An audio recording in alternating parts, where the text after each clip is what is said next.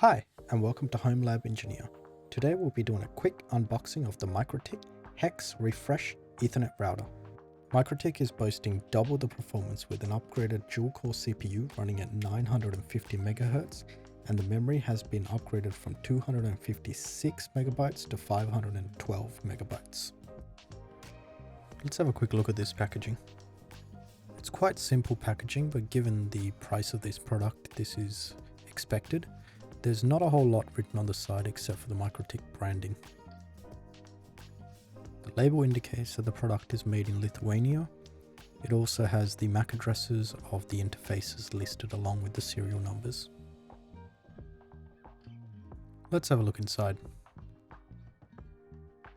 This is really tightly packaged. Firstly, we got a quick start manual, and it has a label on it that has the MAC addresses of the interfaces, as well as the username and password for the admin account. This is really good to see as it minimizes the chance of someone getting access to the device remotely using a known set of passwords. Now we have the unit itself. It's a very simplistic unit. There's not a whole lot to it, but for now we'll just put this out to the side and we'll get back to it. Underneath that we've got the power brick. I've got the Australian and New Zealand version because that's what fits my sockets. It's a 24 volt and 1.2 amp unit. It's really good to see that they've included this for the price of this unit. However, this is not actually required because there is another way to power this router. I'll get onto that later in this video. Let's get back over to the unit. It's a very minimalist design. There's not a whole lot on top. The only thing visible is the 5 indicator lights, which is for your 5 status indicators for the Ethernet. Going over to the front of the unit where the bulk of the interfaces are, we got a DC jack, 12 to 28 volts, a reset button, a power status LED, a usage status LED, and you got the 5 Ethernet ports.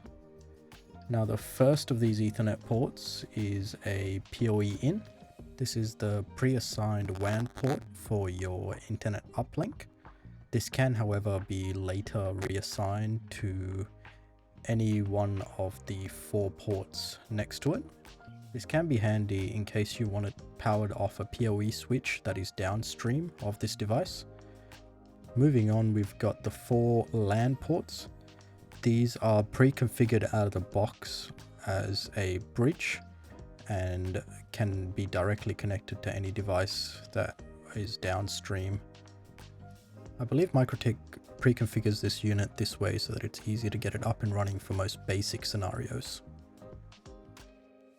Looking around the unit, we've got a whole lot of nothing, except for on this side we've got a USB port as well as this mode switch. That mode switch is predominantly there as a authentication button for a few of the modules that need to be activated where you need to have physical access. It's good to see this safety conscious design. Looking at the back, we've got the label again, and it's got all the MAC addresses and passwords and serial numbers printed there. This unit is passively cooled, so you don't have to be too conscious about the sound that it's going to put out. It's also got these 2 mounting holes on the back, so it can be wall mounted if you really would like. And yeah, overall it's a nice small package, but it does pack quite a punch. There's some test results that MikroTik has on their website, so I'll put a graphic of that up on the screen now. They can easily support a gigabit connection on all ports. The entire switching capability, however, of the unit is well in excess of 1 gigabit, so you can load up multiple ports and still get quite a good throughput, so you don't have to worry about any of that. The only caveat is if you're running any VPNs or tunneling in, it is going to be reduced, but that's a given with any router. Out of the box, this is running MikroTik's Router OS version 7 on a ARM architecture CPU. It's a dual-core CPU with 950 MHz.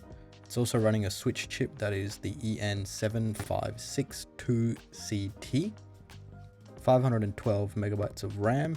It's also got 128 megabytes of NAND storage. You can expand this with the USB on the side.